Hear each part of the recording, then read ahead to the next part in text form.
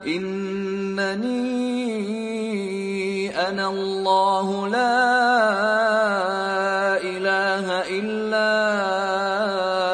ana fa'budni wa aqimis salata li dzikri.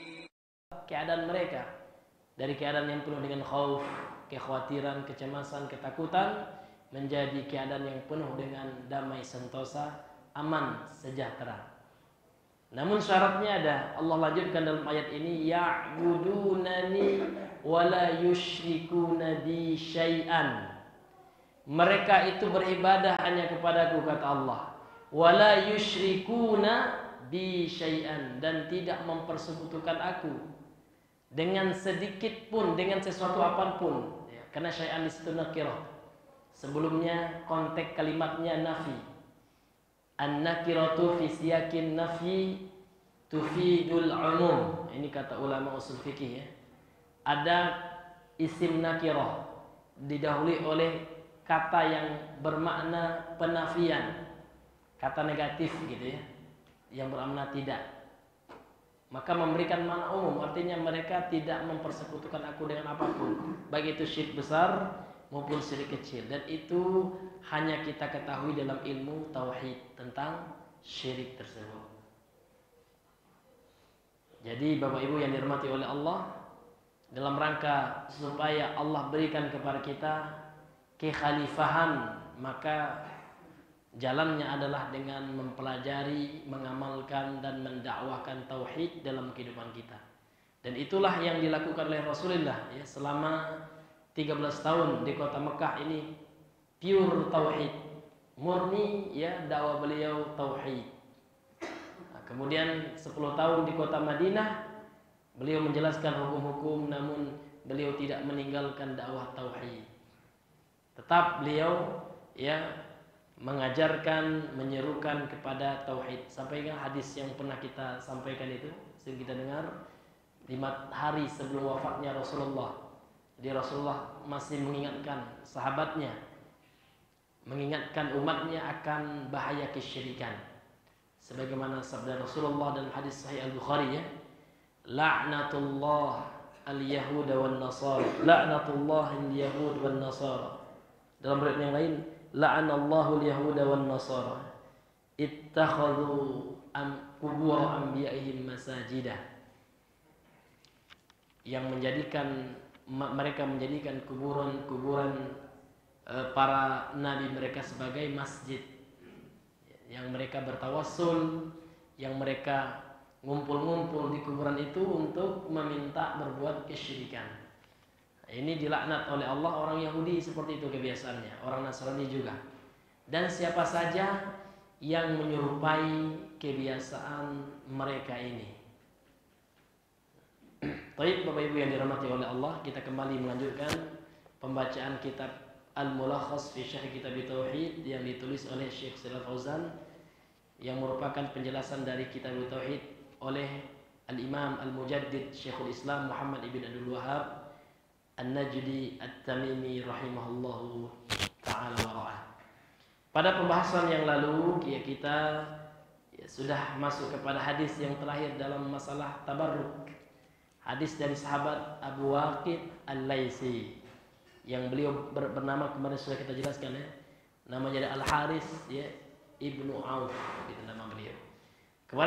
Kemudian kita lanjutkan. Qala al-muallifu hafizahullah taala, al-ma'na al-ijmali lil hadis, makna global dari hadis ya yang telah kita pelajari sebelumnya. Jadi sekedar untuk memurajaah, inti dari hadis kita yang kemarin adalah bahwasanya sebagian sahabat yang baru masuk Islam melihat, menyaksikan tentara-tentara kaum musyrikin. Ketika itu qadarullah ya, kaum muslimin hendak berperang dengan orang musyrik di Hunain. Hunain ini nama lembah sebelah timur kota Mekah. Jadi sahabat yang baru masuk Islam ini lihat orang musyrik itu menggantungkan senjatanya pada pohon sidr ya, yang mana pohon tersebut memiliki banyak kait-kait, anwat, jamak naut. Naut itu artinya ta'alluq yang digunakan untuk menggantungkan sesuatu. Nah, kemudian ya orang musyrik menggantungkan senjata-senjata mereka untuk mengharapkan keberkahan dari pohon tersebut. Ini pohon keramat. Gitu. Lantas kemudian sahabat mengatakan, ya Rasulullah, ij'al lana zata anwat kama lahum zatu anwatin. Wahai Rasulullah, ya, tolong ya buatkan bagi kami, carikan bagi kami pohon yang memiliki penggantung pengait itu untuk menggantungkan senjata sebagaimana orang musyrik itu. Mereka memiliki itu juga untuk ngalap berkah. Maka Rasul sallallahu alaihi wasallam ya mengingkarinya dengan bertakbir, faqala Allahu akbar innaha sunan. Ya. Apa yang kalian ucapkan ini adalah kebiasaan, ya, kebiasaan orang Bani Israel. Sesuatu yang pernah dilakukan oleh Bani Israel. Nah, sebagaimana perkataan Bani Israel kepada Nabi Musa, ij'al lana ilahan kama lahum aliha. Wahai Musa, buatkan bagi kami sesembahan, patung gitu ya. Sebagaimana orang-orang musyrik itu memiliki patung anak sapi untuk disembah. Qala innakum qaumun tajhalun. Sesungguhnya kalian adalah kaum yang bodoh, kata Allah. Yang goblok gitu ya. Sudah diberikan tauhid ya, masih menginginkan sesuatu selain Allah Subhanahu wa taala. Jadi Nabi menyamakan ngalap berkah dengan pohon itu dengan keinginan Bani Israel untuk menyembah patung. Berarti apa? Berarti sama-sama syirik ini. Ini hadirin yang dimuliakan oleh Allah Subhanahu wa taala. Ini kesimpulan hadis yang kemarin. Jadi makna global dari hadis ini dijelaskan oleh beliau, yukhbiru Abu Waqidin an waqi'atin fiha ajabun wa mau'izatun. Abu Waqid Al-Laitsi ya, mengkabarkan tentang sebuah kejadian yang di dalamnya terdapat sesuatu yang aneh gitu ya. Sesuatu yang mengagetkan, bisa juga ya makna ajab ya, ajabun ya. Wa mau'izatun, dan ada pelajaran di dalam kisah itu. Wahia, kisah itu adalah annahum ghazaw ma'a Rasulillah. Mereka para sahabat berperang bersama Nabi sallallahu alaihi wasallam memerangi qabilata Hawazana. Ya, kabilah yang bernama Hawazan dari kaum musyrikin. Wa kana dukhuluhum fil Islam qariban. Mereka baru masuk Islam gitu, sahabat ini yang minta ingin mencontoh orang kafir Quraisy, orang kabilah Hawazan dari kaum musyrikin ini. Fa khafiya alaihim amru syirk, maka tersamarkan atas mereka perkara kesyirikan. Jadi mereka baru masuk Islam, belum betul-betul mengetahui tentang masalah syirik. Falamma ra'au ma yasna'ul musyrikuuna min at-tabarruki bisyajarati, tatkala mereka menyaksikan apa yang dilakukan oleh orang-orang musyrik berupa ngalap berkah gitu ya, bertabaruk dengan pohon, talabu minar rasuli sallallahu alaihi wasallam an yaj'ala lahu syajaratan mislaha. Kemudian mereka meminta kepada Nabi sallallahu alaihi wasallam untuk ya menjadikan bagi mereka, mencarikan untuk mereka pohon yang semisal, yang sama dengan pohon yang orang-orang kaum musyrikin ngalap berkah dengan pohon tersebut. Wa akhbaru anna hadhil maqalah, kemudian ya ini ada yang terlewatkan ya. Fakabbara an-nabiy sallallahu alaihi wasallam istinkaran wa ta'ziman lillah. Kemudian ketika mendengar itu Nabi bertakbir, Pak, Allahu akbar, kata Nabi. Dalam rangka apa? Istingkaran, mengingkari apa yang diucapkan oleh kaum muslimin waktu itu yang baru masuk Islam. Wa ta'ziman lillah, dan dalam rangka untuk mengagungkan Allah. Wa ta'ajjuban min hadhil maqalati, dan bentuk takjub, heran, kaget dengan ucapan yang dilontarkan oleh sebagian sahabat yang baru masuk Islam ini. Jadi ya nanti akan beliau jelaskan juga faedah dari hadis ini.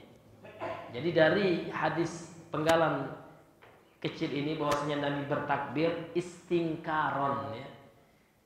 Untuk apa Nabi bertakbir? Mengingkari ucapan yang menyelisihi syariat gitu. Nah, sehingga menjadi sunnah bagi kita kalau kita melihat kemaksiatan, sesuatu yang tidak sesuai dengan agama, yang menyelisihi syariat kita, maka kita bertakbir Allahu Akbar gitu. Nampak orang berzina, Allahu Akbar, na'udzubillah ya. Nampak orang berjudi gitu ya. Nampak orang melakukan kesyirikan, jangan Masya Allah Pak. Nampak orang pacaran, Masya Allah, apa enggak boleh. Karena Masya Allah itu adabnya untuk sesuatu yang bagus, yang sesuai dengan syariat. Nah, kalau nampak musibah apa? Subhanallah gitu. Misalkan ya tiba-tiba Jambi dilanda, digoncang oleh gempa, misalnya, subhanallah ya, ada gempa gitu ya. Nah, jangan Masya Allah gempa gitu. Nah, ini kurang tepat Pak ya dalam penggunaannya gitu. Ini hadirin yang dimuliakan oleh Allah. Jadi sesuatu yang diingkari dalam agama kita, ketika kita menyaksikannya, maka kita dianjurkan untuk bertakbir Allahu Akbar gitu. Ini hadirin yang dimuliakan oleh Allah Subhanahu wa taala.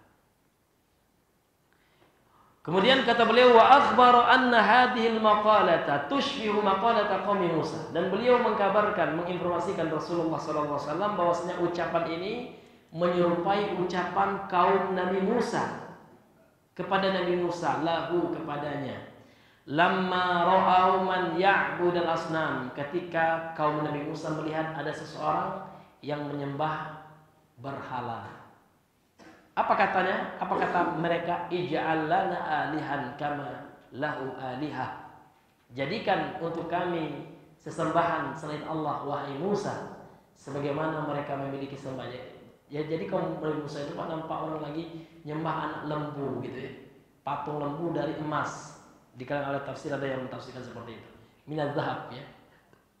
Kemudian mereka minta, ya kan, wahai Nabi Musa, kami juga ingin nyembah kayak mereka. Jadi marah kali Nabi Musa katanya. Iya. Kalian ini ya, kalau bahasa kasar kita lah gitu ya. Innakum qaumun tajhalun ya. Kalau bahasa kita, kalian ini goblok gitu ya. Sudah diberikan hidayah tauhid masih minta mau syirik gitu. Auzubillahi min zalik. Itulah ya. Itulah kelakuan Bani Israel. Ini adalah yang dimuliakan oleh Allah. Kemudian kata beliau, wa anna hadza jariyanun ala tariqatihim. Dan ya, perbuatan ini ya mengalir, artinya terulang lagi, terjadi lagi seperti apa yang mereka lakukan, seperti cara mereka, jalannya mereka. Kemudian summa akhbar sallallahu alaihi wasallam anna hadhihi ummah, bahwasanya umat ini, yakni umat Islam ini, satattabi'u tariqal yahudi wan nasara. Mereka ya, umat ini akan mengikuti ya jalannya orang-orang Yahudi dan Nasrani.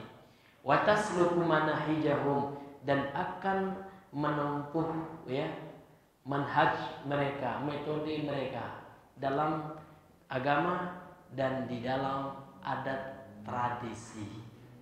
Nah, dalam Al-Qur'an ini sering kita dengar ya Bapak Ibu, firman Allah Subhanahu wa taala dalam surah Al-Baqarah itu mengatakan, walan tarda ankum yahudu walan nasara hatta tattabi'a millata. Millah itu umum ya, maknanya bisa adat istiadat kayak kebiasaan mereka, bisa pula agama mereka, adat khusus mereka gitu.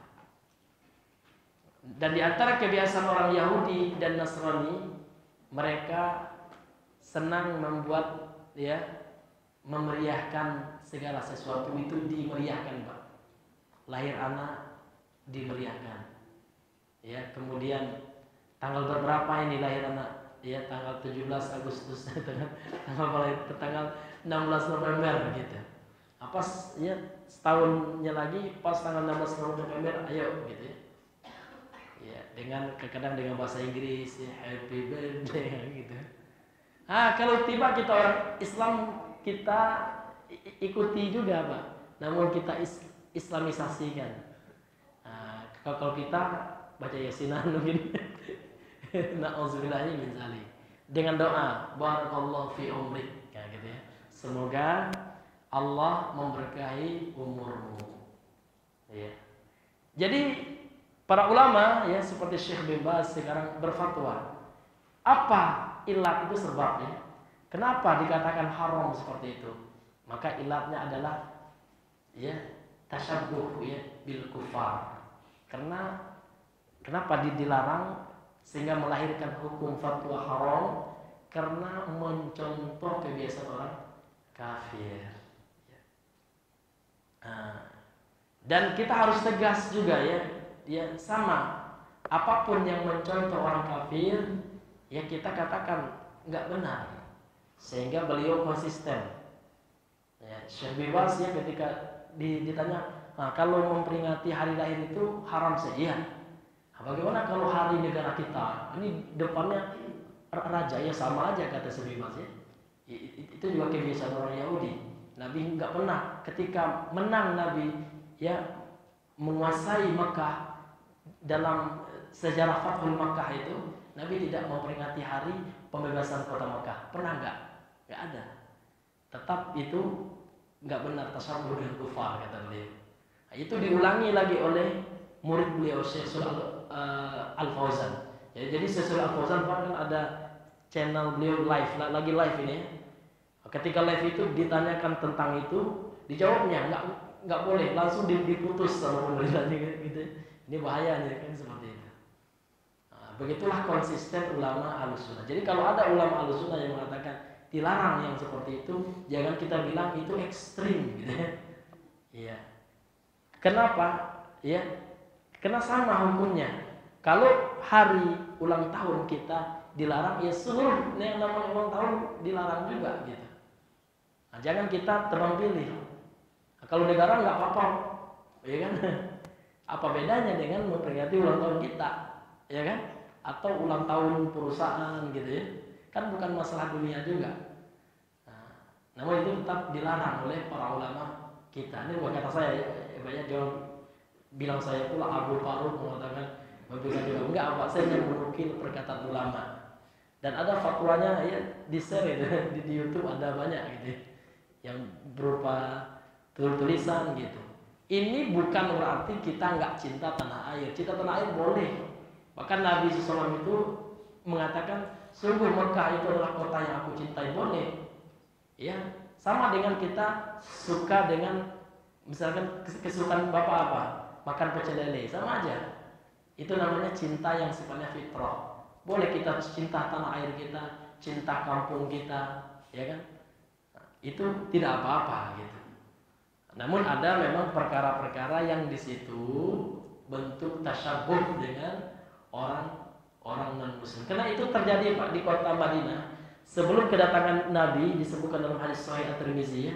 Sebelum kedatangan Nabi, penduduk Madinah itu memiliki 2 hari yang mereka rayakan. Bukan dalam rangka beribadah mereka. Itu bukan masalah ibadah. Ya kan? Qadima Rasulullah SAW al-Baninata walil ahlil jahiliyati yawman yal'abuna fihima. Nabi sampai di kota Madinah dan orang jahiliyah waktu itu yang belum masuk Islamnya gitu ya. Orang Madinah itu memiliki 2 hari yang mereka khususkan, mereka rayakan. Setiap hari masuk mereka bermain-main ya kan. Nah, kemudian apa? Kemudian setelah itu Rasulullah SAW bersabda, qad abdalallahu lakum khairan minhuma yaumal adha wa yaumal fitri atau kama qala Nabi SAW. Kemudian Rasul mengatakan sungguh Allah telah menggantikan bagi kamu 2 hari yang lebih baik daripada yang kalian rayakan itu. Yaitu apa? Hari Idul Fitri dan Idul Adha. Itu saja yang kita rayakan gitu. Jadi 2 hari ini kata ulama ya hadis ketika mensyarah hadis ini adalah hari Nairuz namanya dan Mihrajan. Ini 2 hari yang sering dirayakan oleh orang-orang Majusi. Jadi kenapa dilarang oleh Rasulullah? Ilatnya ulama mengatakan karena tasyabbuh bil kufar. Orang Majusi itu kafir, Pak. agamanya penyembah api gitu. Jadi dilarang merayakan hari itu karena mencontoh orang kafir. Ini hadirin yang dimuliakan oleh Allah. Bukan berarti bukan berarti kita tidak nasional gitu. Kita nasionalisme juga. Contohnya apa? Kita nggak boleh ikut demo gitu ya. Jangan kan memberontak lah ya. Demo aja haram ya di dalam manhaj Ahlus Sunnah wal Jamaah, itu kan nasionalisme itu. Dan kita wajib taat kepada pemerintah, wajib. Kalau nggak taat berarti haram, berarti berdosa kita. Selama pemerintah tidak mengajak kepada kemungkaran, itu kan bentuk nasionalisme ya. Jadi Ahlus Sunnah itu nasionalisme Pak ya. Iya, nasionalismenya bagus. Dan mereka apa? Kita Ahlus Sunnah wal Jamaah haram hukumnya berjihad ya selain di bawah komando pemerintah yang sah. Nggak boleh, kan nasional banget tuh ya. Jadi kalau kita ingin jihad juga harus di bawah komando Pak Jokowi, wajib itu Pak. Ya kan? Makanya kalau ada teman-teman buat laskar jihad, nggak boleh kecuali izin pemerintah. Ya nggak boleh kita buat ini geng jihad ini ya, nggak boleh. Jihad dalam akidah Ahlus Sunnah wal Jamaah harus di bawah pemerintah yang resmi. Karena ini maslahat umum ya. Kini kita punya pemerintah, alhamdulillah muslim. Dan negara kita ini negara Islam Pak. Jangan ragu kita. Karena Khawarij kan maksudnya situ negara kita ini negara tauhid. Ini negara Islam. Ya. Enggak ada ya yang mengatakan ulama kita Indonesia ini negara tauhid ya. Karena tauhid itu konsekuensinya kafir. Ya kan? Otomatis pemerintahnya kafir. Enggak ya. Negara kita adalah negara Islam. Ini hadirin yang dimuliakan oleh Allah. Karena batasan Islam dan tidak Islamnya sebuah negara itu adalah lihat hukum Islam yang berlaku.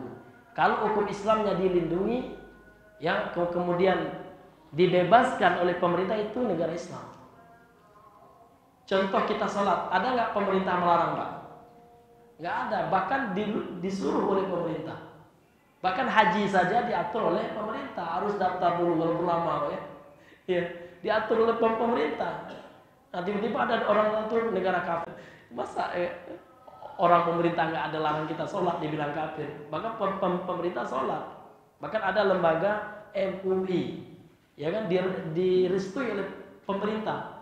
Bahkan Kemenak ya membela Islam gitu kan, seperti itu. Artinya Kementerian Agama itu tetap Islam gitu ya. Ya walaupun nanti dalam segi manhajnya ada yang tidak sesuai gitu, namun secara agamanya Islam. Ini Bapak Ibu, karena ada sebagian orang itu terkena syubhat itu. Karena Khawarij itu ya awal dakwahnya itu menjelek-jelekkan negara dulu, ya. Kemudian setelah itu apa? Menjelekkan pemerintah. Nah, sampai kepada polisi, entar semuanya kafir gitu kan. Yang Islam itu cuma mereka aja, ya kan? Nah, itu yang parahnya, Pak. Maka kita Ahlus Sunnah wal Jamaah yang meyakini negara kita ini negara Muslim, negara Islam. Tapi Pak Ustadz kan ada undang-undang nggak sesuai ya. Nah, tidak sesuai bukan berarti nggak Islam gitu. Karena negara kita memang nggak sempurna, iya. Artinya tidak menjalankan seluruhnya, ya kan? Nah, namun sebagainya sudah dijalankan. Jangan sampai satu nggak dijalankan langsung membatalkan status keislaman negara kita. Itu nggak ada yang sempurna. Bahkan negara kerajaan saja ada juga yang tidak menjalankan satu segmen atau satu sisi dari hukum Islam. Jadi hukum Islam itu jangan dipandang sempit. Karena mereka yang Khawarij memandang hukum Islam itu Pak dari segi potong tangan, dari segi apa? Rajam, dari segi hukum cambuk. Enggak itu saja hukum Islam. Bahkan sholat itu juga hukum Islam itu, ya kan? Hukum yang paling besar itu. Nah, ini hadirin yang dimuliakan oleh Allah, ya. Zakat, nggak ada yang melarang kita berzakat. Bahkan negara kita memfasilitasi ada Basnas, ya, lembaga amil zakat nasional itu. Zakat itu kan bagian dari hukum Islam juga itu. Jadi memang hukum Islam ini luas. Ya, jangan dibatasi dengan yang tidak diamalkan, tidak dilakukan oleh pemerintah. Jangan fokus itu saja. Ini hadirin yang dimuliakan oleh Allah Subhanahu wa taala. Karena saya pernah dialog Pak teman kita di daerah Dumai atau di daerah Duri di Duri Riau itu Pak. Dulunya ngaji gitu Pak. Sekarang enggak lagi. Terakhir saya dialog sama dia mengatakan negara kita enggak Islam lagi Ustaz. Jadi negara apa? Anda tanya ya negara kafir Ustaz. Oh iya. Jadi yang membuatnya kafir apa gitu ya? Yang mengeluarkannya dari Islam apa kan seperti itu. Ya nggak bisa jawab juga deh Pak ya. Itu kata ustadznya gitu, karena dia baru belajar ya. Nah, ini Pak ya, nauzubillahi min zalik. Ya, ini yang mesti kita selalu tanamkan manhaj Ahlussunnah ini Pak. Karena memang kalau kita nggak belajar manhaj itu gampang sekali dipengaruhi, didoktrin gitu ya, oleh ya orang-orang yang menyimpang akidahnya. Ini hadirin yang dimuliakan oleh Allah Subhanahu wa taala. Baik, kita kembali melanjutkan. Jadi Rasulullah mengkabarkan bahwasanya umat Islam ini akan mengikuti jalan-jalan orang Yahudi. Sampai-sampai dalam hadis sahih Muslim ya, orang-orang Yahudi dan Nasrani itu masuk ke lubang buaya, ke lubang biawak ya, atau dhab ya. La dakhaltumuhu ya. Maka kamu juga akan mengikutinya. Kemudian kata beliau, wa taf'alu af'alahum, dan umat ini juga akan melakukan apa yang mereka lakukan. Wa huwa khairun ya afwan wa huwa khabarun ma'nahu adz-dzammu wa tahdhiru. Nah, ini hadis ya, informasi dari Rasulullah. Namun maknanya adalah azam ya, celaan. Wa tahdhir, dan peringatan min hadzal fi'l ya, dari perbuatan ini. Jadi hadis ini peringatan ya, adalah kabar informasi dari Rasulullah tentang bahwasanya umat ini akan mengikuti orang-orang Yahudi dan Nasrani. Dan ini kabar maknanya adalah celaan dari Rasulullah dan bentuk peringatan dari beliau dari melakukan perbuatan tersebut, yakni mengikuti tradisi kebiasaan orang-orang Yahudi dan Nasrani. Nah, kemudian beliau mengatakan munasabatul hadis lil bab. Korelasi hadis ini, hadis dari sahabat Abu Waqid Al-Laitsi ini, Al-Haris bin Auf ini, terhadap bab yang lagi kita bahas, yaitu bab tentang tabarruk dengan pepohonan dan bebatuan. Jadi apa kaitannya? Sehingga beliau mengatakan di sini, anna fihi, sesungguhnya di dalam hadis ini terdapat dalilan, sebuah dalil, ala anna tabarruka, bahwasanya sesungguhnya tabarruk itu, sesungguhnya tabarruk ya, bil asjari, dengan pepohonan, wa ghairiha, dan yang selainnya, syirkun. Nah, hukumnya syirik. Wa ta'lihun ma'allah, dan bentuk penyekutuan ya, menjadikan ilah, sesembahan bersama Allah Subhanahu wa taala. Jadi hukumnya syirik besar. Maka kita, dakwah kita fokus ya Pak ya, membahas ini kalau di kampung-kampung ya. Ya nggak boleh Bu ya, kita menganggap keramat benda-benda, cincin dikeramatkan, tabaruk dengan cincin ya. Apalagi pohon, batu. Karena Pak, realitanya kalau kita data, kalau kita adakan angket gitu ya, pergi kita ke dusun-dusun, jangankan di Jambi ini Pak, di Sumbar itu banyak yang seperti itu juga. Di kampung saya, orang tua saya sendiri ada itu. Ya. Nah, ada bukit ya di kampung saya itu, di kampung ayah saya, Bukit Mulinang namanya. Iya, kalau orang tidak punya anak, ngapain ke bukit itu, malah pilih. Ya, kalau seandainya dia dapat anak, dia bernazar, masa ke bukit, itu syirik. Ya, itu terjadi. Beliau tuh tahu itu ya, di kampung ayah saya itu. Diagungkan itu bukit itu. Bukit Mulinang namanya ya, di desa Terata Tempati itu. Iya, dikeramatkan Pak, ada. Sampai sekarang keyakinan seperti itu. Namun nggak ada yang mengingatkan, itu masalahnya. Nggak ada yang turun ke situ bilang dengan dalil-dalil, dengan ilmu ya Pak ya, dengan hujjah, dengan cara yang hikmah. Ini syirik Pak gitu ya. Dalilnya ini kan seperti itu. Termasuk ini dalil juga ini. Di segala bentuknya, baik itu pohon, gunung, goa ya. yang mana orang ngalap berkah dengan goa itu termasuk syirik, dan ini masih banyak diyakini oleh kaum muslimin. Ini hadirin yang dimuliakan oleh Allah Subhanahu wa taala. Kemudian ma yustafadu minal hadis. Apa pelajaran dari hadis ini? Yang pertama, anna tabarruka bil asjari syirkun. Sesungguhnya bertabarruk dengan pepohonan adalah bentuk kesyirikan. Wa misluha al ahjaru, dan yang semisal dengannya adalah bertabarruk ngalap berkah dengan batu-batu dan yang selainnya. Ini contoh saja.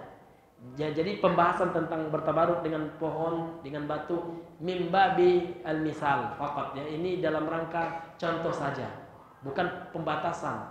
Oh enggak, yang enggak boleh itu Pak Ustadz tabaruk dengan pohon saja, ya kan? Kalau dengan yang lainnya boleh enggak? Karena ini contoh saja pohon dengan batu, dan yang sama dengan batu ini benda-benda yang lainnya yang manusia anggap keramat, yang manusia anggap memiliki power ya, kekuatan yang bisa mendatangkan manfaat, menolak mudarat, ini semuanya syirik, Bapak Ibu. Ya. Ada orang percaya dengan mustika. Itu kan bahasa Indonesia ya Pak ya. Kalau bahasa Minangnya Bapak mantiko ya. Masih ada Pak di kampung-kampung itu. Kalau kita sulit ekonomi ya, udah lama nggak dapat pekerjaan, ada carilah mantiko ayam katanya. Kalau pakai mantiko ayam itu insya Allah mudah pekerjaan kita. Ada Pak. Nah, ini syirik ini. Ini hadirin yang dimuliakan oleh. Berarti dia ngalap berkah dengan mustika itu. Ini ya terjadi ya. Dan mudah-mudahan ya pelakunya yang belum sampai ilmu ini, mudah-mudahan ini doa kita aja ya. Mudah-mudahan diberi uzur oleh Allah. Karena banyak ya Pak ya keyakinan-keyakinan yang seperti ini masih diyakini oleh kaum muslimin. Na'udzubillahi min zalik. Ya kalau nggak belajar tauhid nggak tahu kita Pak. Mungkin sudah banyak mantiko sekarang. Ini mantiko cewek. Ada juga Pak untuk mempelet. Ya. Kalau kita nggak belajar tauhid Pak, na'udzubillah, jatuh ke dalam kesyirikan. Ini luar biasa nikmat tauhid ini. Nikmat yang paling agung yang mesti kita syukuri. Nah, jadi mensyukurinya dengan apa Pak? Ya dengan kita mempelajarinya. Ya dengan kita sabar duduk di majelis-majelis tauhid, dengan kita mengamalkannya. Nah, kalau kita sudah kita amalkan, kita tahu ilmunya, paham kita sampaikan. Jangan diam Pak, nampak anak istri kita misalkan, saudara kita syirik, jangan diam, sampaikan. Ini syirik Pak gitu ya. Ya, ini hadirin yang dimuliakan oleh Allah Subhanahu wa taala.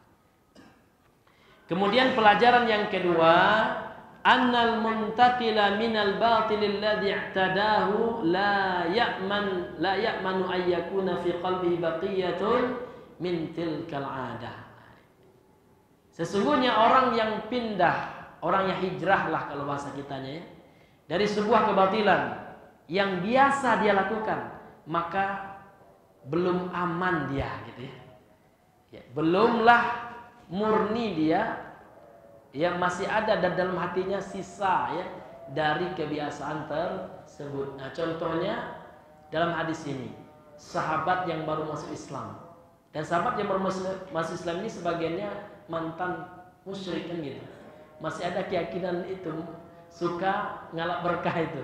Maka ketika mereka lihat orang kaum musyrikin ngalap berkah di pohon yang banyak pengait-pengait itu, yang bernama Zatul Anwar itu, mereka minta juga gitu.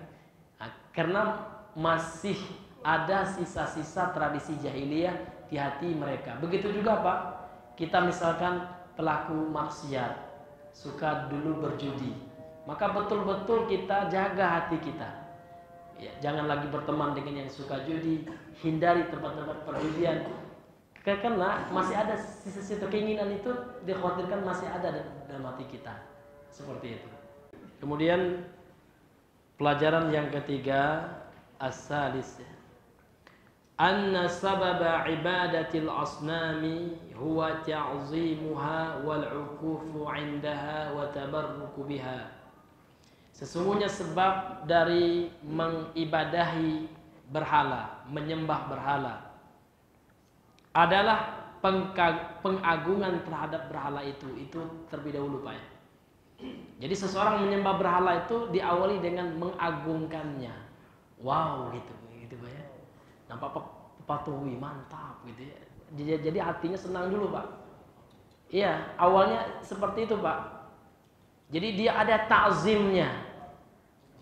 Awalnya mungkin respect dulu. Ini kan patung bapak saya ini misalkan ya. Saya bikin, oh ini karena saya respect ya, saya menghormatinya. Itu awal seperti itu. Dan ini terjadi di umat kaum Nabi Nuh. Jadi umat kaum Nabi Nuh itu awal mereka menyembah patung itu nggak langsung menyembah Bapak Ibu. Ini disebutkan oleh Imam Al-Bukhari ini ketika mentafsirkan surah Nuh ayat 23 itu. Ya kan?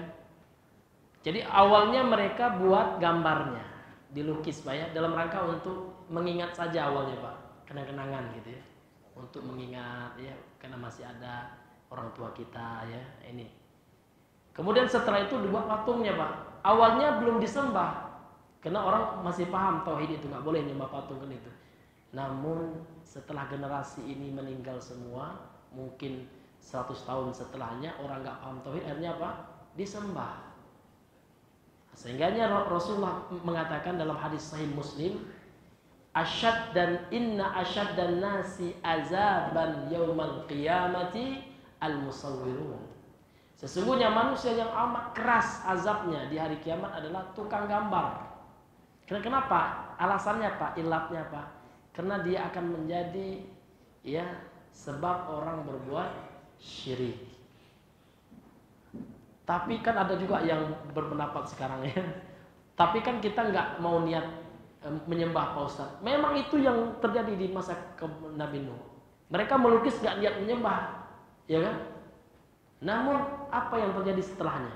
Setelah orang nggak paham tauhid, ini mengantarkan kepada perbuatan syirik. Maka dalam rangka sadduz zari'ah namanya Pak ya. Kada dalam usul fikih itu sadduz zari'ah, menutup jalan. Atau dalam istilah kerennya tindakan preventif. Pencegahan itu lebih baik daripada mengobati apabila sudah terjadi. Karena ada fatwa nyeleneh sekarang seperti itu. Ya. Seperti di fatwa juga termasuk di fatwanya ini yang kami ingkari juga itu ya. Di fatwa Muhammadiyah itu ada di HTP itu. Hukum gambar ya. Boleh kata mereka. Buat patung itu boleh. Yang dilarang itu kalau disembah. Mereka nggak tahu atau pura-pura nggak tahu kan gitu. Ya kan kisah yang terjadi di masa Nabi Nuh itu. Maka pengharamannya itu walaupun enggak disembah karena itu akan menjadi penyebab untuk disembah. Sehingga malaikat enggak masuk. Innal malaikata la tadkhulu baitan fihi surah. Malaikat enggak masuk kalau di rumah itu ada ya gambar makhluk bernyawa. Termasuk patung. Patung itu gambar yang lebih keren lagi kan gitu ya. Yang lebih yang lebih spesifik lagi kayak lebih original kan gitu. Sehingga ada ulama kita Syekh Mukbil itu saking beliau mengamalkan hadis ini seluruh foto nggak boleh masuk ke rumah, hatta uangnya Pak. Ini sahih. Ini murid beliau yang berkisah. Jadi beliau bikin tempat uang itu digalinya lubang gitu. Nggak mau beliau karena di uang itu ada gambar makhluk bernyawa. Jangan masukkan uang ke rumah. Nggak masuk beliau mengimani betul gitu. Ini ada yang dimuliakan oleh Allah. Tapi saya nggak suruh bapak seperti itu juga ya. Iman kita ini beda ya. Iya, iman kita berbeda dengan para ulama yang seperti itu. Ya. Kalau kita mungkin kita sembunyikan di daun petra gitu ya. Iya. Atau kalau foto minimal ya Pak ya nggak kita pajang lah. Ya, kita masuk ke album Pak. Ada juga teman Pak ya sudah kenal sunnah kok nggak berani ngomong gitu. Ya di rumah mertuanya masih ada foto istrinya. Atau foto makhluk bernyawa masih di dinding-dinding. Wah, nggak bisa nih Ustaz ini kalau kita ini kayak gini. Ya, kita kasih pengertian dulu. Kalau kita langsung aja iyalah Pak ya. Maka ada tahapan diomongkan gitu. Atau belikan album. Bu, Pak ya, sekarang kita pindahkan aja ya. Ini lebih bagus kalau dalam album itu minimal Pak. Minimal masukkan ke album. Tapi kalau ulama memang nggak ada itu, ya langsung dihanguskan kan seperti itu. Karena di akhirat nggak akan ditanya Pak kita, kamu punya foto ibumu nggak ditanya. Dengan kita bikin foto orang tua itu Pak tidak akan menambah kebaikan bagi orang tua kita di akhirat. Doa kita Pak yang diharapkan orang tua, bukan foto-foto dengan orang tua. Ya, karena sekarang miris Pak, miris. Saya pernah lihat di mana itu ya, pas orang tuanya meninggal, padahal ini anak sudah doktor titel akademisnya Pak. Ya kan sudah bergelar doktor dia. Pas meninggal orang tuanya sebuah selfie pula dia. Baca Yasin dikit, selfie. Pasti ya Allah. Bukannya dia ngurus jenazah orang tuanya malah selfie. Sampai gini Pak ya, sampai mau menguburkan, asik deh. Kayak fotografer gitu. Yang ngangkat orang tuanya orang lain, masukkan ke yang lain orang lain. Jadi dia menjadi fotografernya aja. Ya, tidak akan ditanya kita sama Allah kelak. Kamu dulu moto orang tuamu enggak ada, tapi doa, kamu doakan orang tuamu atau enggak kan seperti itu. Ini hadirin yang dimuliakan oleh Allah Subhanahu wa taala. Kemudian kata beliau, sebabnya lagi itu adalah ukuf, orang yang berdiam diri di kuburan. Ya, kuburiyun ini doyannya Pak. Pembesar kuburiyun datang kemarin. Ya, yang saya udah pernah pergi ke tempatnya tuh Pak. Ngeri betul Pak, glamor betul dia. Ya. Rumahnya itu dekat. Dia punya mahat namanya Darul Mustafa. Itu dekat itu. Ke rumah aja pakai mobil dia. Katanya sufi, zuhud ya. Pakai mobil yang canggih gitu ya. Wah, itu mau nginjak kakinya udah ada yang nyium gitu ya. Ya alhamdulillah. Saya lihat betul Pak. Ini bukan kata-kata orang, saya di situ soalnya. Dan syekh saya, guru saya, Syekh Bajamal, murid Syekh Mukbil, murid Syekh Yahya bin Ali Al-Hajuri. Itu terang-terangan Pak di mimbarnya. Mungkin sampai ke rumah beliau gitu ya. Di ta'zirnya, ini Umar bin Hafid itu sufi, dhal mudin gitu. Ya, yang ngaku Habib itu ya. Ini kan di Indonesia diagungkan betul gitu, na'udzubillah. Kenapa parah Pak ya? Kenapa Pak parah dia membolehkan orang minta kepada selain Allah? Ya, bahkan muridnya namanya Ali Jeffrey gitu ya. Dia mengatakan Madad ya Husain ada Pak, bukan karangan enggak. Ya, bukan karangan kita enggak Pak, yang memang terjadi seperti itu. Dia minta apa Pak? Minta pertolongan kepada saya. Itu yang diajarkan kepada umat. Kasihan kita Pak. Ya kan? Diajarkan umat tidak bergantung sama Allah. Diajarkan umat bergantung minta kepada selain Allah. Sedih kita gitu ya. Kita sebagai dai ini mengajak orang itu bergantung sama Allah. Kalau minta sama Allah. Ya bukan mengagungkan kuburan. Bukan minta kepada orang yang mati. Itu yang mereka ajarkan gitu. Makanya marah ulama itu. Mereka marahnya karena Allah, bukan karena pribadinya, enggak ya. Karena apa yang mereka ajarkan kepada umat berupa kesyirikan, kesesatan itu ya. Banyak umat-umat yang bodoh itu Pak, aduh kasihan gitu ya.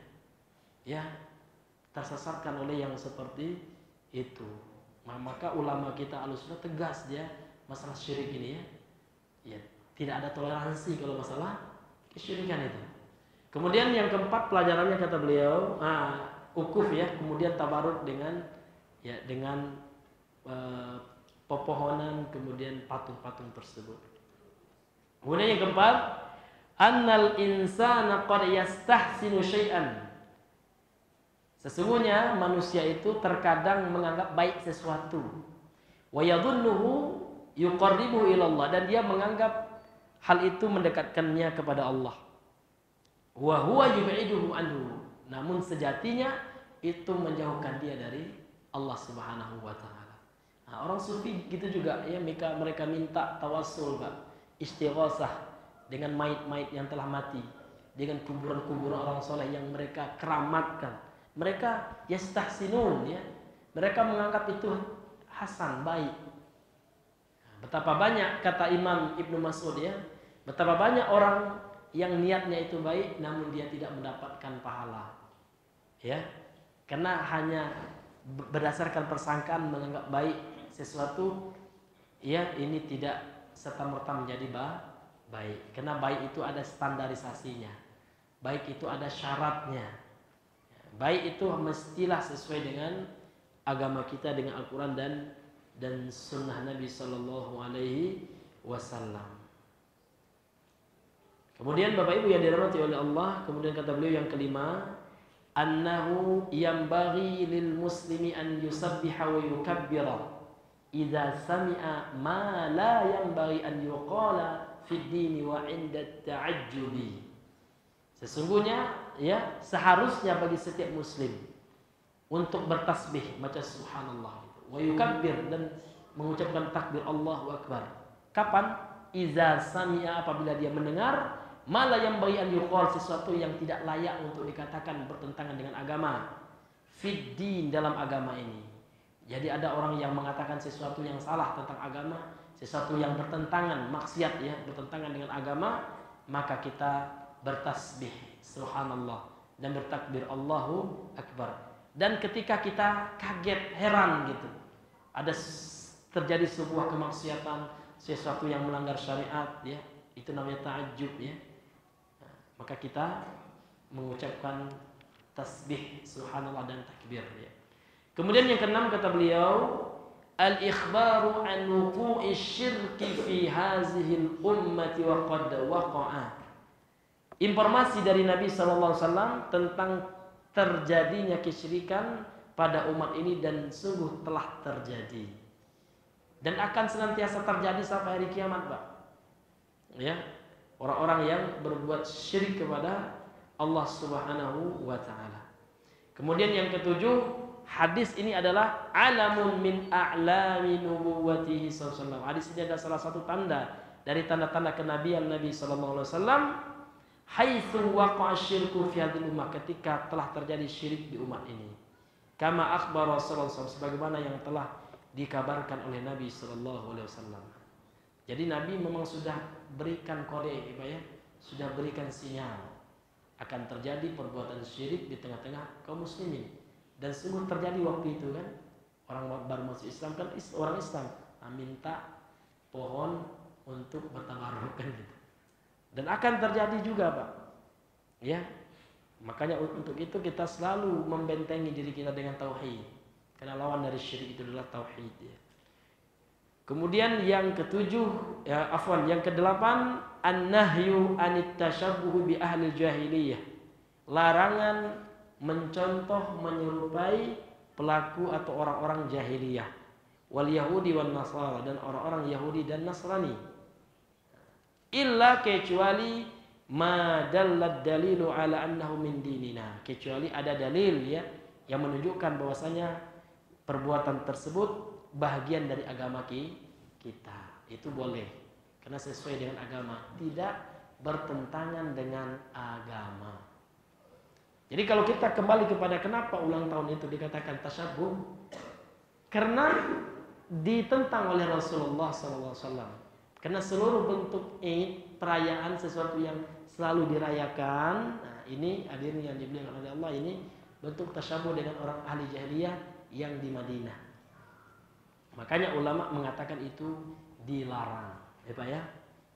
Apapun bentuknya Pak, hari ibu, ya Idul udah itu ya. Itu orang Arab ini yang paling parahnya Pak, hari Halloween itu ya. Iya, diperingati, ada juga memperingati. Kalau ulama tegas, namun nggak bisa kita jadi orang itu Saudi ada memperingati hari itu. Jangan, memangnya Saudi itu maksum apa kan gitu. Bukan, dalil bukan Saudi Pak. Dari Al-Quran dan Sunnah. Namun alhamdulillah ulama di Saudi banyak menerapkannya. Makanya kita ikuti. Gitu. Kebenaran itu bukan tergantung orang. Namun orang itu dianggap benar karena mengikuti kebenaran. Iya, itu prinsip ya dalam kita beragama. Ya. Ini hadirin yang dimuliakan oleh Allah Subhanahu wa taala. Maka kita nggak ikut-ikutan. Kalau kita ikut parah itu Pak ya, nggak ada prinsip kita. Ya, kan Ustadz itu melakukannya juga Ustadz. Dalil bukan Ustadz itu Pak. Ya, dalil Ustadz itu apa gitu? Maulid apa?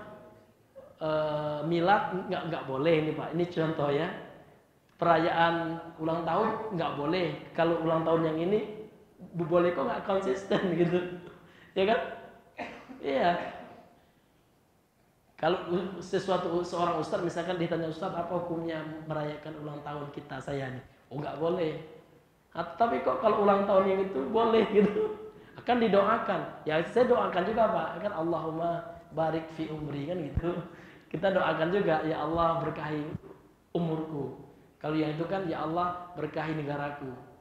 Namun bukan doanya yang kita salah. Doa itu bagus. Namun mengkhususkan doa harus tanggal itu, kenapa gitu Pak? Bukankah kita doa itu harus ya kapan saja? Maka pengkhususan sebuah ibadah itu butuh dalil. Makanya Syekh Asim mengatakan seperti itu. Baca Al-Fatihah itu bagus Pak, bagus. Namun mengkhususkan baca Al-Fatihah ketika suatu acara itu butuh dalil. Al-Fatihah gitu. Pas sebuah acara, ada nggak dalil Nabi melakukan yang seperti itu? Mendoakan negara itu bagus. Allahumma ja'al hadzal balada ya baladan thayyiban gitu ya. Kan ada doanya Nabi Ibrahim itu bagus gitu ya. Namun momennya itu Pak, seolah-olah itu lagi memperingati. Oh kalau nggak begitu Pak Ustaz, kita dianggap anti ini. Enggak. Kita katakan kita ini orang nasionalisme juga kan gitu. Namun ya ada perkara-perkara yang memang kita luruskan. Ini hadirin yang dimuliakan oleh Allah Subhanahu wa taala. Sehingga orang jangan salah sangka kan gitu. Kemudian yang kesembilan, annal i'tibaru fil ahkami bil ma'ani la bil asma'. Ini penting sekali nih Pak. Sesungguhnya yang menjadi ibrah, i'tibar, ya pelajaran, yang menjadi inti gitu ya, di dalam hukum, dalam penetapan hukum adalah maknanya, adalah hakikatnya. La bil asma', bukan penamaan. Ini terkadang orang terjebak dengan nama-nama apa ya. Makanya dalam kitab beliau yang lain ya, beliau mengatakan al-hukmu bil haqa'iq ya, wala bil musamma. Menghukumi sesuatu itu lihat hakikatnya apa gitu. Bukan hanya namanya. Ya. Misalkan ada sebuah nama ya. Namanya Iya Aturat ya. Iya Aturat itu salah. Asal nama Iya Aturat itu udah salah. Ketika ditanya dia apa salahnya? Ya kan? Apa alasan salahnya Iya Aturat? Gak tahu. Pokoknya yang namanya Iya Aturat itu salah. Itu gak benar gitu. Karena menghukumi sesuatu itu lihat hakikatnya, lihat penyebabnya salah apa kan gitu. Kalau ada orang menganggap salah, nah ini hadirin yang dimuliakan oleh Allah. Karena menghukumi sesuatu itu kita melihat kepada hakikat sebenarnya itu, ya hakikatnya itu apa? Apa yang membuat dia salah? Nggak boleh menghukumi hanya sekedar nama apa ya, dengan label tertentu. Ya, karena nggak semua orang yang ada masuk pada label tertentu Pak, nama sebuah yayasan lah, perkumpulan lah, langsung kita hukumi sama, enggak, mesti dirinci, ada tafsirnya. Ini hadirin yang dimuliakan oleh Allah Subhanahu Wa Taala. Makanya beliau mengatakan di sini itu, ya menghukumi sesuatu itu tergantung dengan hakikatnya, maknanya apa, ya, la bil asma, bukan hanya dengan nama kan gitu, bukan hanya dengan label. Nah, ini mudah-mudahan kita pahami. Ini contohnya seperti itu. Ada orang yang mengatakan yayasan itu misalkan haram gitu, yang namanya yayasan itu haram, maka kita katakan apa penyebab dia itu haram itu apa gitu. Apakah kena namanya yayasan kan gitu? Yang namanya, yang ada nama yayasan itu haram, itu nggak ada. Itu yayasan itu perkara dunia, hukum asal perkara dunia itu halal, mubah, ya dibolehkan sampai ada dalil yang mengharamkannya, ya kan? Sekarang apa dalil mengharamkan nama yayasan? Nggak ada kan, nggak bisa. Kemudian kalau ada orang mengatakan ya yayasan itu haram karena seperti ini, kalau orang itu fanatik ta'assub dengan yayasannya, menganggap ya persaudaraan itu hanya diikat dengan yayasannya. Kalau orang bukan yayasannya, bukan saudaranya. Kalau orang selain di yayasannya, itu bukan temannya dalam berdakwah. Ada juga Pak. dakwahnya nak di yayasannya gitu. Yang lain tak mau dia, padahal sama-sama sunnah. Itu mengarah kepada ta'assub, fanatik, dan mengarah kepada hizbiyah. Itu yang hizbiyah itu. Atau ada organisasi ya, selain organisasinya salah, ya, padahal organisasi kan sama dengan perkumpulan-perkumpulan lain untuk sarana saja, bukan tujuan dalam agama. Cuman untuk memuluskan agama kita saja gitu. Supaya kita bisa diakui secara pemerintah dan memiliki payung hukum, kan itu tujuannya. Namun kan sekarang enggak, yayasan itu kayak apa, organisasi itu kayak agama misalnya. Iya. Nah, ini yang salah, Pak. Itu kita ingatkan itu. Keliru yang seperti itu. Ya kan? Dan mengajak orang itu enggak ke sunnah gitu ya, ke organisasi gitu ya. Jadi loyalitasnya al-wala wal bara di atas ya, itu yang ta'assub itu yang hizbi. Tapi kalau enggak, ya Pak ya, ada enggak bisa juga kita hukumi rata, enggak. Kalau ada yang enggak ya, memang dia hanya memanfaatkan misalnya. Iya, untuk kepentingan suatu hal saja. Misalnya terkait dengan hukum ya, terkait dengan keadaannya di lapangan. Namun dakwahnya enggak ada, dia enggak pernah mengajak kepada hizbiyah ya, kepada kelompok gitu. Dia tetap mengajak kepada apa? Al-Quran dan Sunnah. Maka ini enggak boleh kita hukumi sama gitu. Maka untuk menghukumi satu itu berat ya. Mesti kita lihat dahulu keadaannya. Karena ulama fikih mengatakan al-hukmu ala syai' far'un an tasawwurihi. Menghukumi sesuatu itu bagian dari tasawur. Jadi dia harus tahu dulu keadaan yang dihukumi itu. Itu namanya tasawurnya. Ya, keadaannya, kondisi realitanya seperti apa. Ya, maka beda hukum satu orang dengan dia sama-sama organisasi misalkan. Itu sama, enggak sama hukumnya. Enggak boleh dilibas saja. Nah, kalau teman-teman kita sebagian rupanya, bukan semua teman kita ya, ini main libas saja terkadang itu. Ya, hanya sekedar nama. Ya, namanya ini udah, yang nama itu sudah. Ya, yang nama ormas atau yayasan itu yang nama itu udah dilibas tanpa dilihat rincian-rinciannya, ya, tanpa dilihat bagaimana tidak tanduknya kan gitu. Maka nggak gampang untuk menghukumi sesuatu.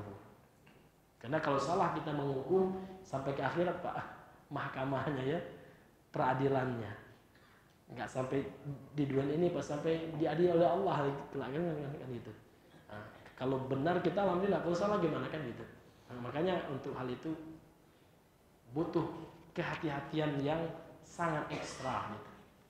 Karena nggak boleh kita istijal ya, tergesa-gesa dalam menghukumi. Harus diserahkan kepada ahlinya. Apalagi kita ya, termasuk saya juga ya, seorang penuntut ilmu yang kecil ya, thalibul ilmi. Kita harus istisyarah dengan ulama, bertanya gitu. Fas'alu ahla dzikri in kuntum la ta'lamun. Orang tahziri saja Pak, ya. Orang tahziri itu dia nggak mau juga dia asal tahzir itu. Rombongan Ustaz Lukman dia, ya saya masih ingat itu. Dia tanya dulu sama Syarabi ya gitu ya. Nggak mau mereka memponis juga, padahal mereka tahziri kan gitu. Iya, tanya dulu dia sama ulamanya kan gitu ya. Nah, kok ada juga sebagian teman kita sudah memposisikan diri seperti ulama, itu nggak boleh. Kita punya ulama, tanya seperti itu. Ini hadirin yang dimuliakan oleh Allah Subhanahu wa ta'ala. Ya, karena mengingat waktu ya, mungkin ini saja yang bisa kita sampaikan pada kesempatan malam hari ini. Ya, kita tutup dengan doa kafaratul majlis. Subhanakallahumma bihamdika asyhadu an la ilaha illa anta astaghfiruka wa atubu ilaik. Assalamualaikum warahmatullahi wabarakatuh.